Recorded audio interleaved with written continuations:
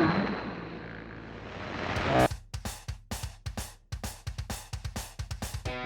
Poli Sci, how we doing out there? Dr. P here, talking our famous question, what's going on in the world today?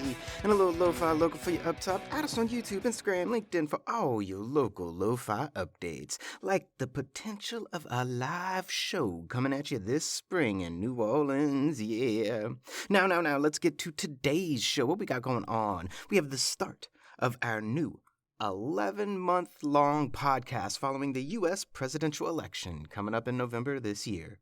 We're going to be covering things like, how elections work, the rules behind them, primaries, caucuses, the nominations of the parties, the polling and how is polling done, and what does it all mean when you poll a race, and eventually, the election results. So sit back, relax, we're in for a ride. Today we're going to start simple with who can run for president, how do they get onto the ballots, and the overarching theme of how presidential elections work in the United States. Next week, we'll talk primary elections and caucuses. But for now, who can run for president? And a simple answer, in the Constitution of the United States, which is the second Constitution we've ever had, now you know. But there are 3 qualifications, and that's it. You have to be 35 years old.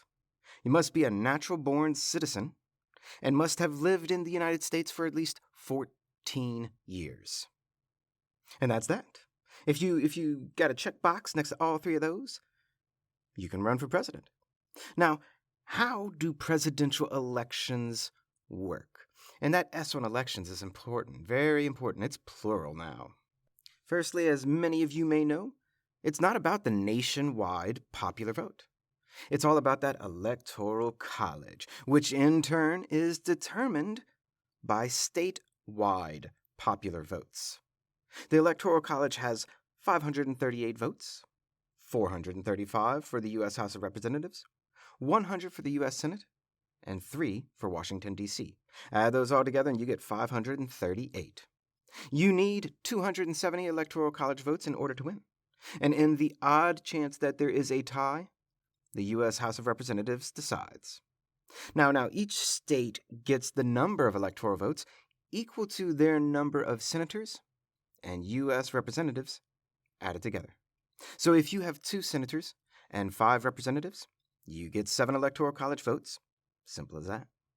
Each state then runs its own election and decides which presidential candidate receives their state's electoral votes. So on election night of the president, it's technically not one election. It's very realistically 51 elections. Don't forget about D.C. And the results of all those elections are then added together, and that's how we choose the president in the U.S. So weird. I know. And no, most countries do not do anything even similar to this, all right? Now, trivia question for you.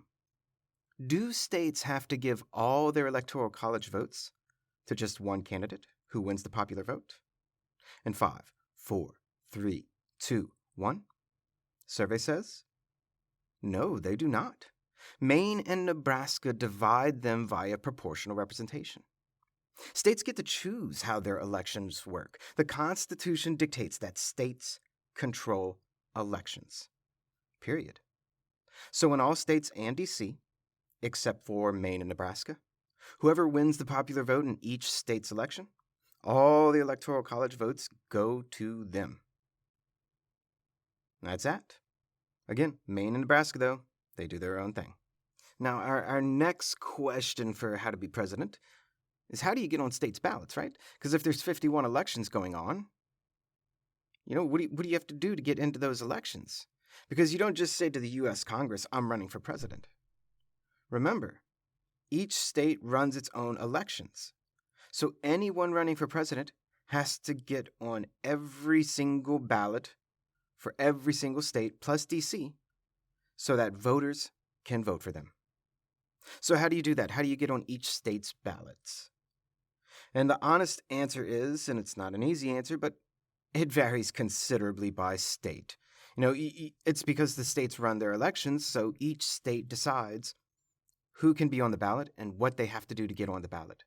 Though generally, it follows just a few requirements, like filing the correct paperwork by the filing deadline to apply to be on the ballot, and in collecting enough signatures to show that you have enough support to be on the ballot. And how many signatures that is varies a lot by state.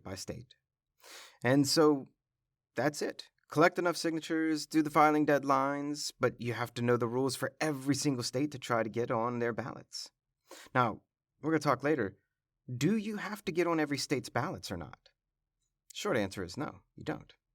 But a serious candidate has to meet these requirements in all 50 states and Washington, D.C.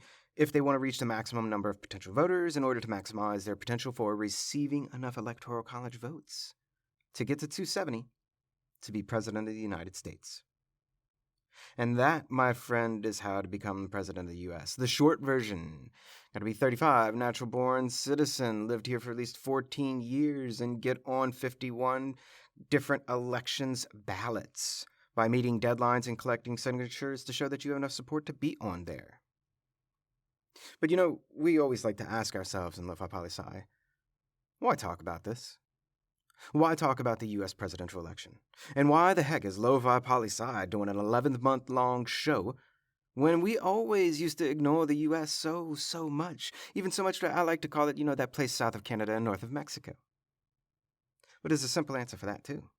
And let me start by saying a little disclaimer. I love the mighty and majestic ostrich. But we can't bury our head in the sand like an ostrich and just ignore that which goes on around us. We can't just ignore our own political system in flux and focus solely on the rest of the world. What happens out there affects us all. And what happens in here affects out there. This election is important, people. And as you now know, it's not just that this election is important. It's that these 51 elections are important. And next week, how primaries and caucuses work. And what part do they play in this race to become the president of the United States? Love you, Lofi. And that's just a snap of what's going on in the world today. I see. I'll bring it down, Mike. Lofi Poli Sci is more than just me. It's the we that we be. Pickering, signing off.